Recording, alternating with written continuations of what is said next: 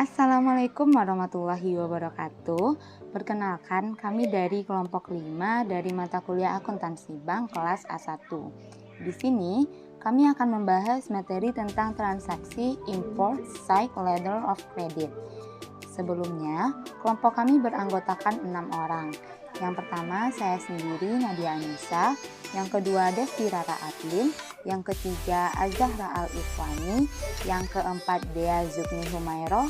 Yang kelima, Cindy Fernanda. Dan yang keenam, Widya Hayatul. Saya, Nadia Anissa, akan menjelaskan pengertian dari import. Import adalah proses transportasi barang atau komoditas dari suatu negara ke negara lain secara legal.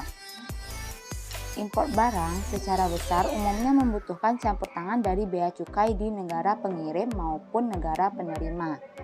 Dalam pelaksanaannya, proses import membutuhkan jasa yang dimiliki bank yang bernama letter of credit untuk memperlancar kegiatan import. Selanjutnya, biaya yang menjadi beban bagi importir. Yang pertama, komisi pembukaan letter of credit, yaitu memungut jasa pembukaan letter of credit kepada importir sejumlah persentase tertentu dari nilai letter of credit yang dibuka. Bagi bank merupakan pendapatan.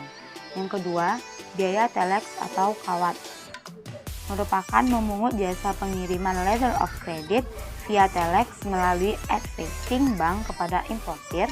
Bagi bank ini juga dinamakan pendapatan. Dan yang ketiga, pajak impor, terdiri dari bea masuk atau BM, PPN, PPNBM, dan PPh pasal 22 bagi bank. Ini merupakan hutang ke kantor kas negara.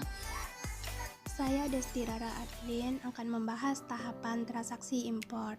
Yang pertama, pembukaan letter of credit side oleh importir. Yang kedua, penyelesaian transaksi impor pada saat membayar wesel side kepada negosiasi bank.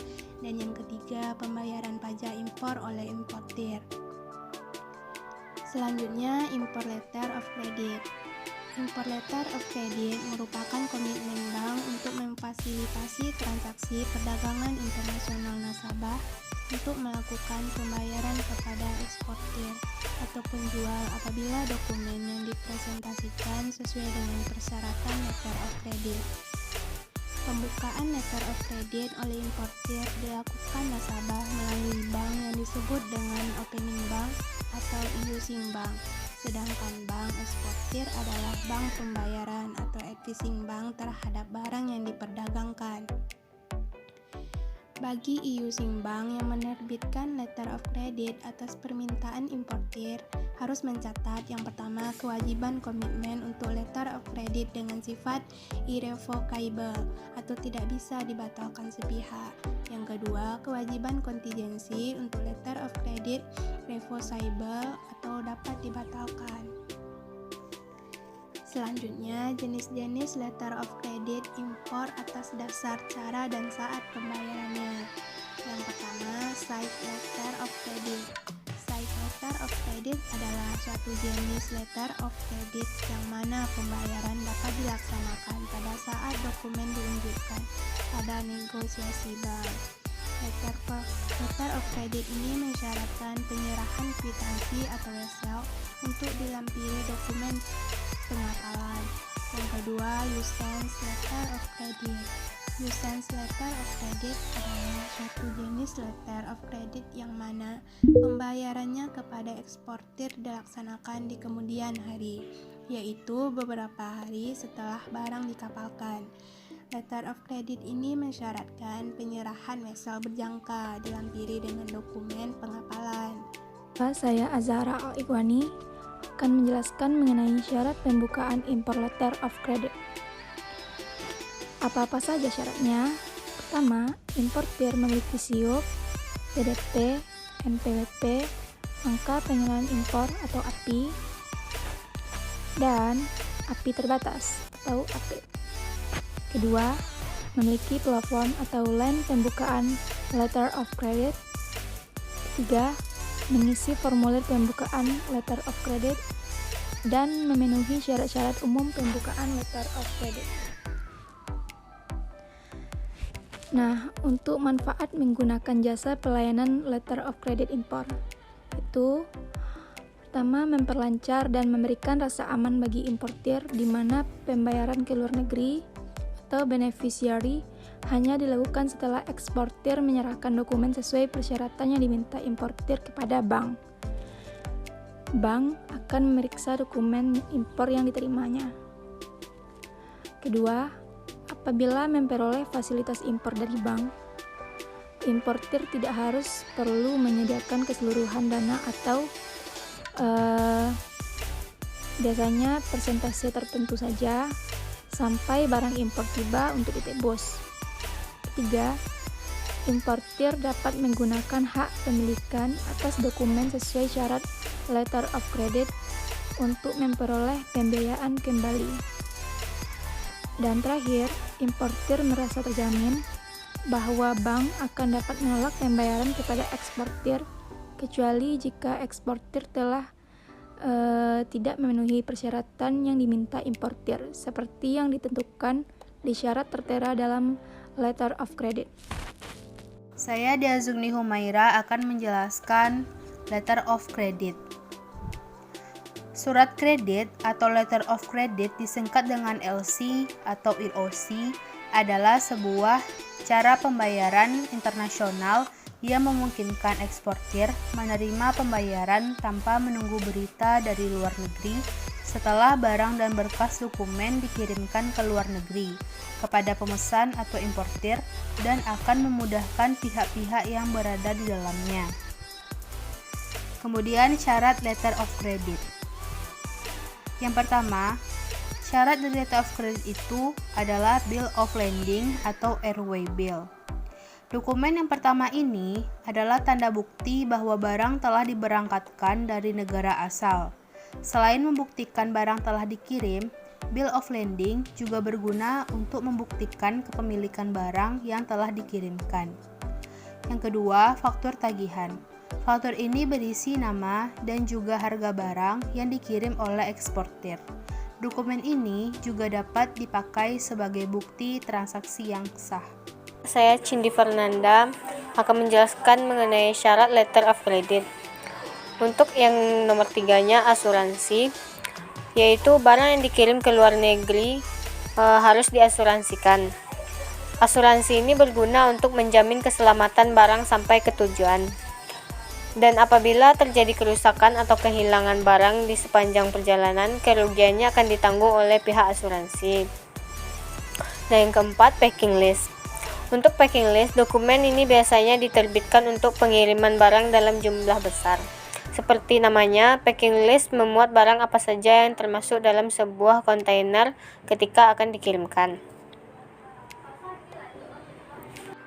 Dan untuk syarat letter of credit yang kelima adalah Certificate of Inspection.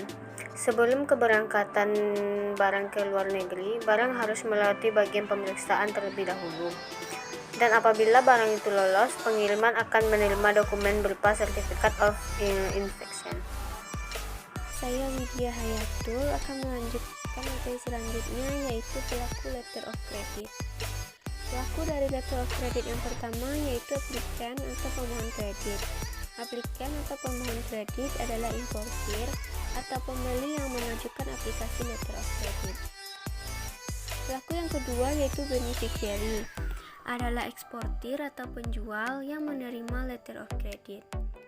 Pelaku yang ketiga yaitu issuing bank atau opening, adalah bank pembuka letter of credit. Pelaku yang keempat yaitu advising bank. Advising bank adalah bank yang meneruskan letter of credit, yaitu bank koresponden atau agen yang meneruskan letter of credit kepada beneficiary. Bank tidak bertanggung jawab atas isi letter of credit dan hanya bertindak sebagai perantara. Pelaku yang kelima yaitu confirming bank. Confirming bank adalah bank yang melakukan konfirmasi atas permintaan issuing bank dan menjamin sepenuhnya pembayaran. Pelaku yang keenam yaitu paying bank. Paying bank adalah bank yang secara khusus ditunjuk dalam letter of credit untuk melakukan pembayaran dan beneficiary berkewajiban. Pelaku yang ketujuh adalah carrier. Carrier adalah pengangkut barang yang dikirim perusahaan pelayanan atau penerbangan untuk di beberapa negara dengan perbatasan darat, bisa juga perusahaan angkutan darat seperti truk, kereta, dan lain-lain. Selanjutnya, tata cara pembayaran letter of credit. Yang pertama, importir meminta kepada bank devisa untuk membuka suatu letter of credit untuk dan atas nama eksportir. Dalam hal ini, importir bertindak sebagai opener. Bila importir sudah memenuhi ketentuan yang berlaku untuk impor seperti keharusan adanya surat izin impor, maka bank melakukan kontrak valuta dengan importir dan melaksanakan pembukaan letter of credit atas nama importir. Bank dalam hal ini bertindak sebagai opening atau issuing bank. Pembukaan letter of credit ini dilakukan melalui salah satu koresponden bank di luar negeri. Koresponden bank yang bertindak sebagai perantara kedua ini disebut sebagai advising bank atau notifying bank. Advising bank memberitahukan kepada eksportir mengenai pembukaan letter of credit tersebut. Eksportir yang menerima letter of credit tersebut disebut beneficiary.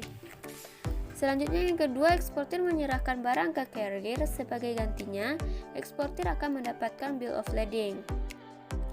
Lalu eksportir menyerahkan bill of lading kepada bank untuk mendapatkan pembayaran. Paying bank kemudian menyerahkan sejumlah uang setelah mereka mendapatkan bill of lading tersebut dari eksportir.